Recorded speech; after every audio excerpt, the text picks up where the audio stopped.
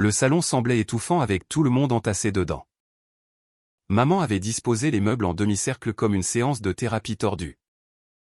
Avec moi placé au centre face à un jury composé de mes propres proches. La table basse ployée sous les documents imprimés. Les relevés bancaires et une présentation PowerPoint intitulée « Le bilan de réalité de Maya ». Une intervention familiale. Merci à tous d'être venus. Maman commença, debout derrière le canapé comme une procureure. Ses lunettes de lecture reflétaient la lumière de l'après-midi tandis qu'elle examinait les preuves. Rassemblés. Nous sommes ici parce que nous aimons Maya. Et aimer signifie avoir des conversations difficiles. Ma sœur aînée, Victoria, était assise bien droite dans son tailleur de créateur. Ayant conduit 3 heures depuis son cabinet d'avocat à Chicago pour ce moment. À côté d'elle, mon beau-frère David hochait la tête. Ses instincts de banquier d'investissement calculant probablement le coût de ce drame familial. Papa occupait son fauteuil inclinable, l'air résigné. Mon jeune frère Jake était affalé dans sa blouse médicale. Fraîchement sorti de son service à l'hôpital. Maya, commença Victoria en consultant ses notes préparées. Nous t'avons vu lutter pendant 6 ans. Nous ne pouvons plus rester silencieux. J'étais assise en tailleur sur le tapis, en jean et sweatshirt Northwestern. Me sentant comme une accusée au tribunal familial. Lutter comment? Vivre dans cet appartement studio, intervint David avec l'assurance d'un MBA. Travailler de chez toi sur des projets informatiques mystérieux que personne ne comprend. Pas de revenus stables, pas d'avantages sociaux, pas de plan de retraite. Jake se pencha en avant avec sa précision médicale. Tu as 29 ans. La plupart des gens de notre âge ont des carrières, des hypothèques. Une stabilité financière. Qu'est-ce que tu fais vraiment toute la journée? La question que j'évitais depuis des années. Je travaille dans la technologie financière. Cela ne les avait jamais satisfaits. Probablement parce qu'ils associaient la fintech aux arnaques crypto plutôt qu'au système de trading algorithmique qui avait discrètement révolutionné Wall Street. Des réponses vagues, dit maman en sortant un épais dossier. C'est exactement le problème. Un comportement secret. Vivre comme une étudiante pendant que tes frères et sœurs construisent de vraies vies. Elle distribua des documents comme des preuves. Les réseaux sociaux de Maya des 2 dernières années. Remarquez ce qui manque. Pas d'annonce. D'emploi, pas de réalisation professionnelle, pas de progression de carrière. Victoria parcourut les pages avec une efficacité de procureur. Pas de mise à jour LinkedIn sur des promotions. Pas de photos de conférences professionnelles. Maya. Les gens qui réussissent documentent leur succès. Ton silence suggère qu'il n'y en a pas. J'ai failli rire. Mon LinkedIn ne montrait que « Senior développeur chez Quantum Edge Solutions » sans indiquer que Jean était propriétaire. La discrétion professionnelle n'était pas seulement recommandée en fintech. Elle était essentielle quand on gérait des centaines de millions en trading algorithmique. Regardez ce bail, continua David en brandissant un autre document. 750 $ par mois pour un studio à Lincoln Park. Je paie plus pour le stationnement en centre-ville parce qu'elle ne peut pas se permettre mieux. Dit papa tristement. Chérie, il n'y a aucune honte à avoir besoin d'aide. Maman produisit l'événement principal. Une brochure brillante pour des services d'orientation de carrière. Le docteur Rebecca Martinez se spécialise dans l'aide aux profils créatifs pour passer à des carrières stables en entreprise. Nous lui avons parlé, ajouta Victoria. Elle pense que tu serais parfaite pour l'analyse de données ou le support informatique. Avec tes compétences en informatique, peut-être 40 000 $ de salaire de départ. Le chiffre était tellement en dessous de mes revenus réels que je me mordis la lèvre pour éviter de rire. Quantum Edge avait généré 340 millions de dollars l'année dernière. Et il suggérait des emplois à 50 000 $. L'important, c'est la stabilité, dit Jake avec son ton de chevet. De vrais avantages. Une assurance maladie. Des cotisations retraite. J'ai une assurance maladie. Une couverture du marché.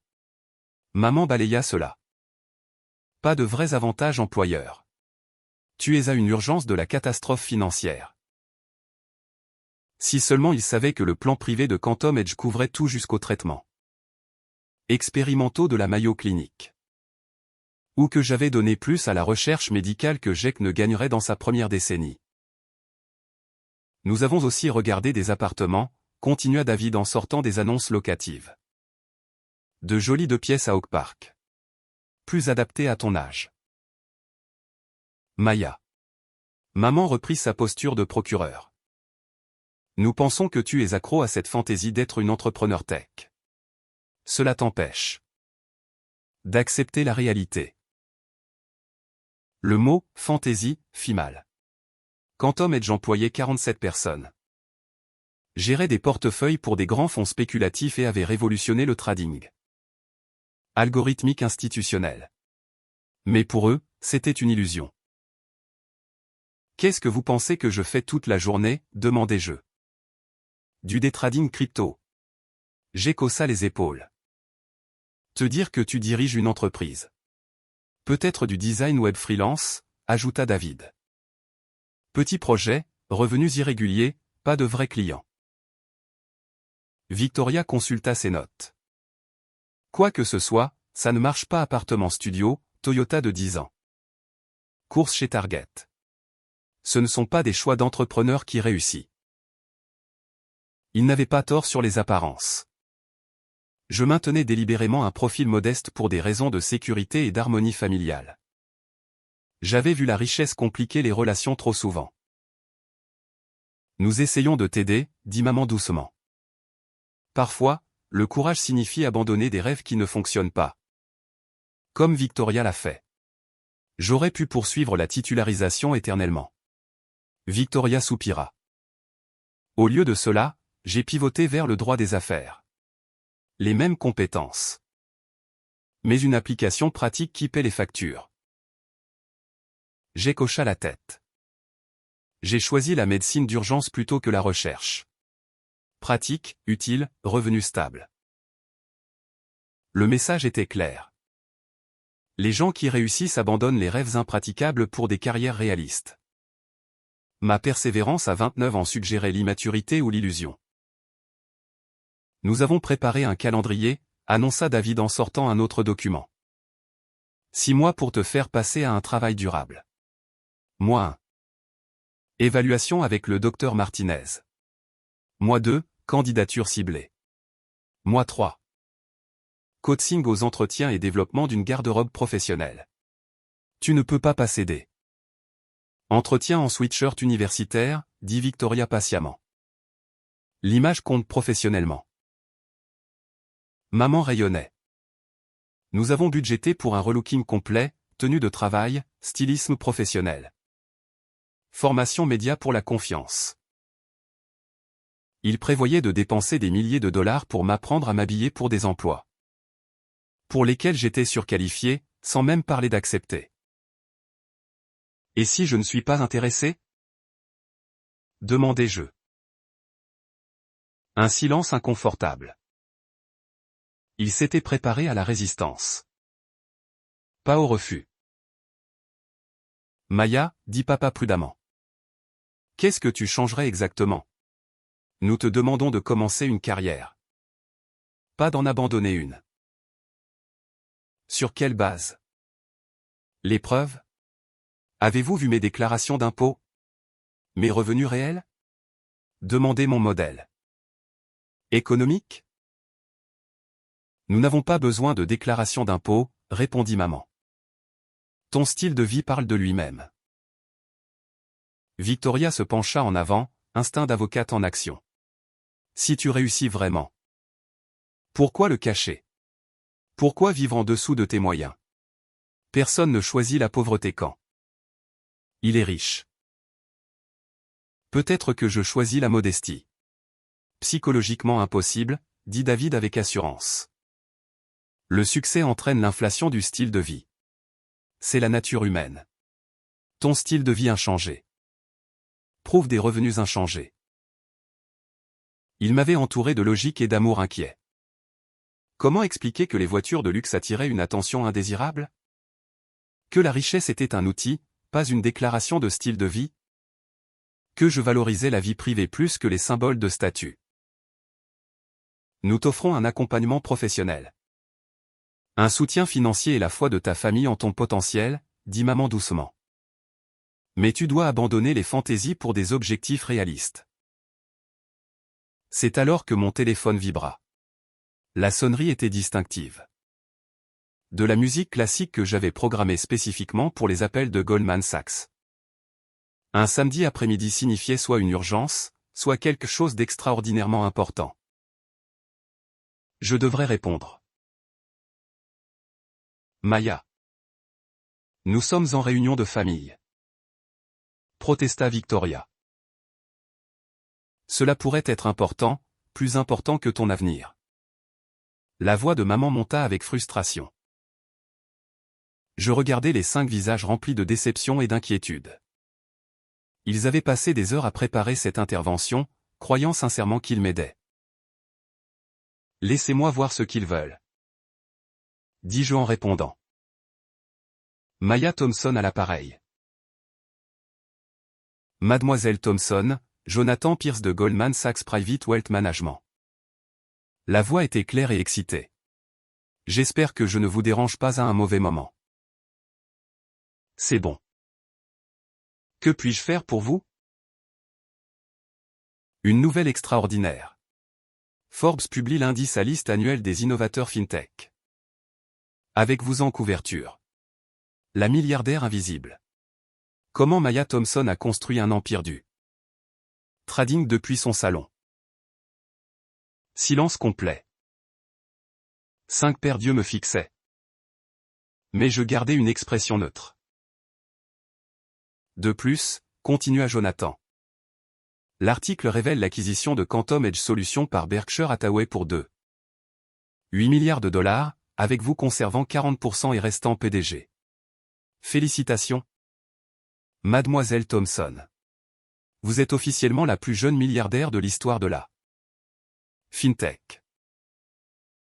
Les visages de ma famille passèrent de la confusion à l'incrédulité puis au choc. La bouche de maman resta ouverte. Victoria laissa tomber ses notes.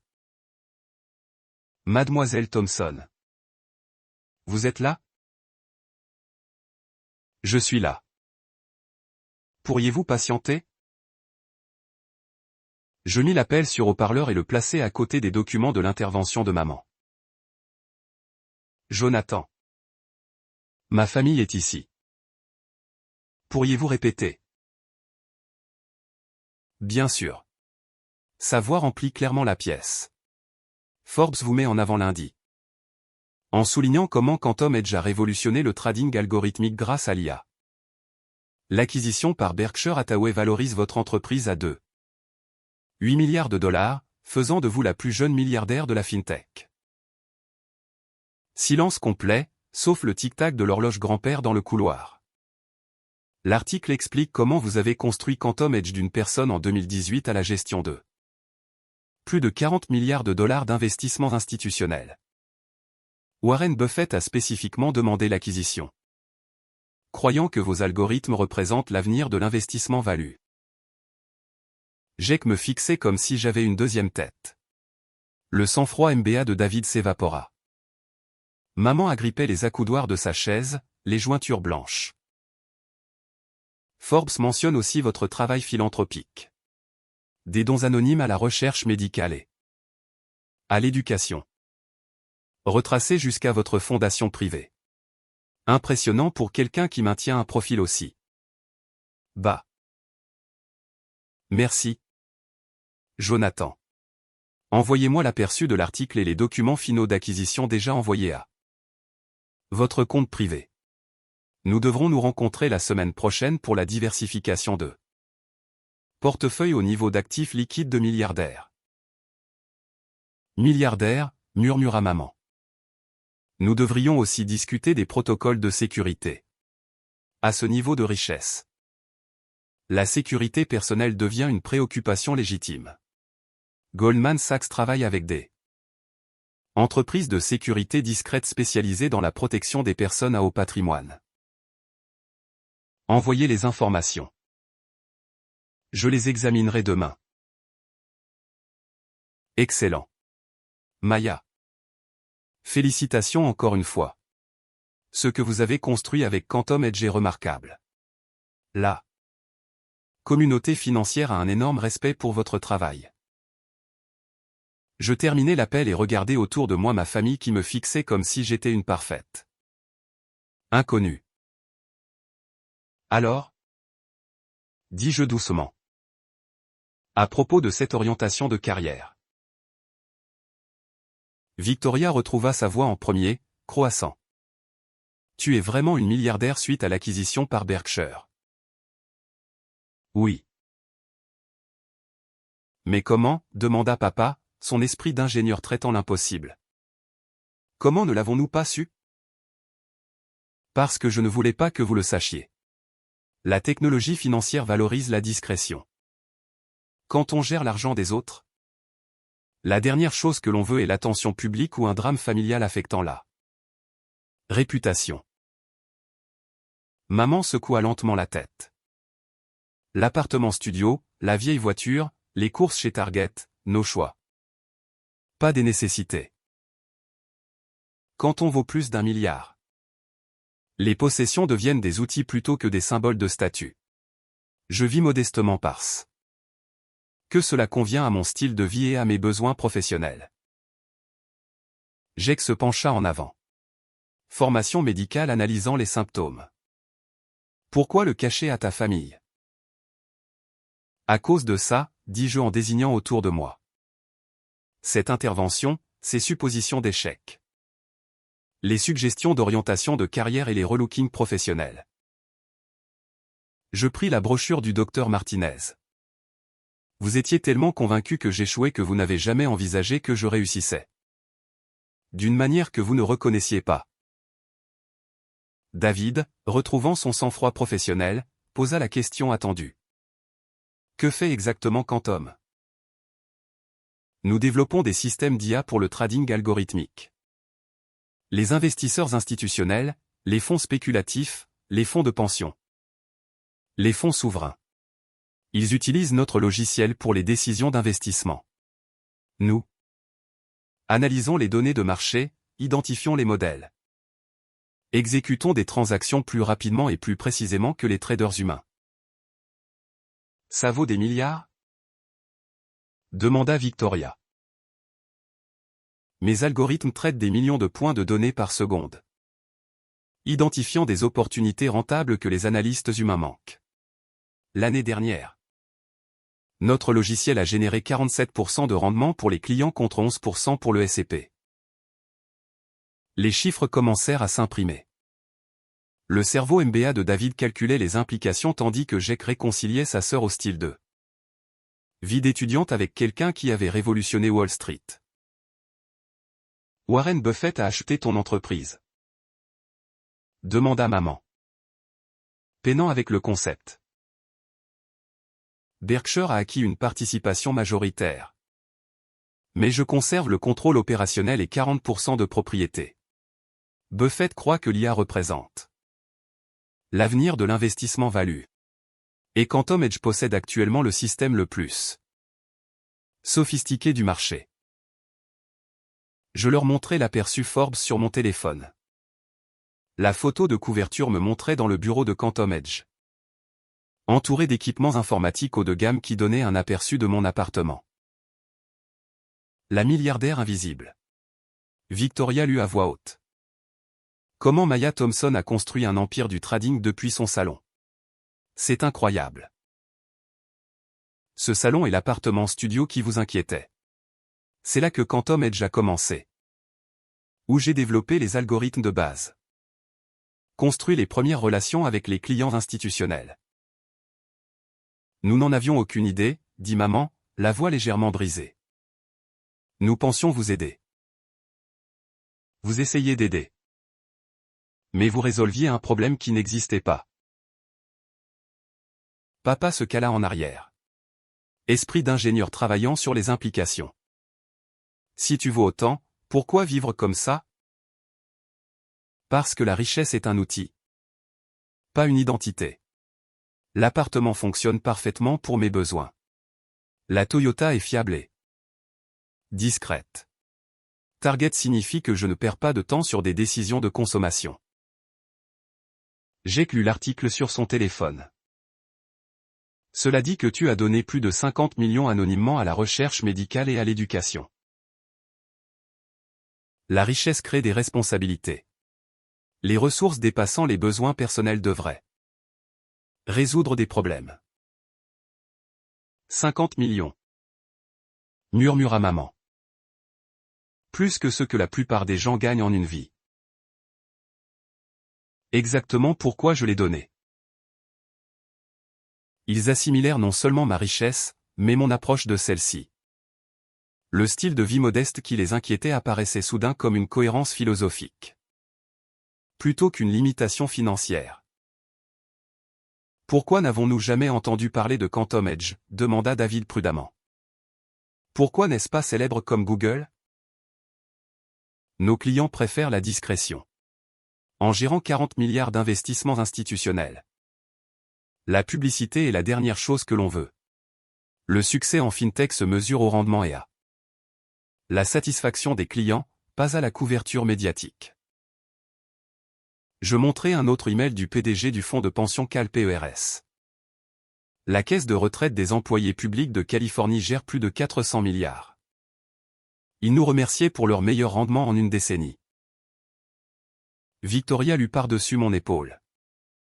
Ils veulent augmenter l'investissement dans Quantum Edge de 2 milliards supplémentaires. Les clients institutionnels ne se soucient pas de bureaux flashy ou de PDG célèbres. Ils se soucient des résultats. Mes algorithmes surperforment constamment les marchés, donc la demande continue de croître. La brochure d'orientation de carrière paraissait absurde maintenant. Promettant des postes à 40 000 $ pendant que je gérais des acquisitions de milliards de dollars. Que se passe-t-il maintenant? Demanda maman doucement. Retour au travail. L'acquisition par Berkshire crée de nouvelles opportunités et responsabilités. Nous nous étendons internationalement, développons de nouveaux algorithmes. Embauchons probablement 50 employés supplémentaires cette année. Pourrions-nous voir ton bureau? Demanda Jake avec hésitation. J'étudiais son visage pour un intérêt sincère plutôt qu'une curiosité pour la richesse. Pourquoi? Parce que je ne comprends pas du tout ce que tu fais. Je suis désolé que nous ayons fait des suppositions. Un début. Pas une transformation complète de la dynamique familiale. Mais la reconnaissance que leur définition du succès avait été trop étroite pour reconnaître ce que j'avais construit. Bureau de River North, 47 employés, salle de trading sur mesure. Certains des systèmes les plus sophistiqués en dehors de la réserve fédérale. Je pouvais organiser une visite si vous êtes vraiment intéressé. Nous sommes intéressés, dit papa fermement. Maya, nous te devons des excuses. De multiples excuses. Vous ne me devez rien. Vous avez essayé d'aider sur la base d'informations incomplètes. Mon téléphone vibra. Le responsable des opérations appelait. L'article Forbes crée une frénésie médiatique avec des demandes d'interview de CNBC, Bloomberg. Wall Street Journal. L'annonce officielle de Berkshire lundi rencontrerait le chaos à venir. Je devrais rentrer. Lundi sera incroyablement chargé pour préparer ce qui est essentiellement le lancement public de Quantum Edge. Bien sûr, dit maman rapidement, mais Maya, pourrions-nous faire mieux en famille? Apprendre à te voir clairement? Je regardais les 5 personnes qui m'avaient élevé. Soutenues et complètement mal comprises pendant 6 ans. Pas de mauvaises personnes. Juste des personnes qui avaient fait des suppositions et construit une intervention autour d'elles. J'aimerais ça. Mais cela signifie accepter que le succès ne ressemble pas toujours à ce que l'on attend. Être curieux plutôt que juge. Poser des questions plutôt que planifier de résoudre des problèmes inexistants. Nous comprenons, dit Victoria. Bien que je soupçonne que la compréhension prendrait du temps pour se traduire en comportement différent. Au revoir. Les étreintes semblaient différentes maintenant. Chargées d'un nouveau respect et de promesses de relations honnêtes. En conduisant vers la maison dans ma Toyota de 10 ans. Mon téléphone vibrait continuellement avec des appels de banques d'investissement, de VC. De journalistes financiers. La couverture Forbes me transformerait d'initié invisible de l'industrie en figure publique avec toutes les complications qui l'accompagnent. Mais pour l'instant, j'étais juste Maya Thompson.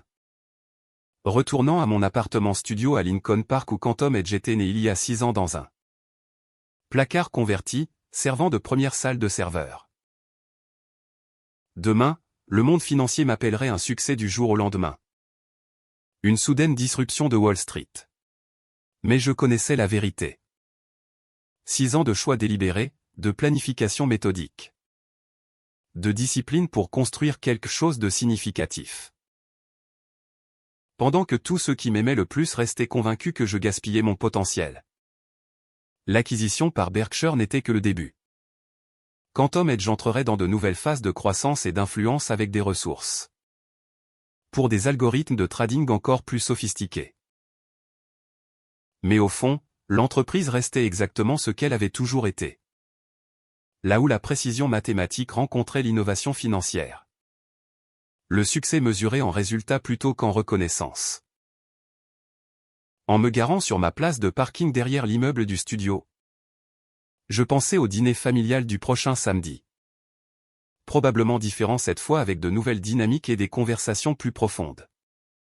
Peut-être comprendraient-ils enfin que la fille qu'ils avaient essayé de réparer n'avait jamais été cassée.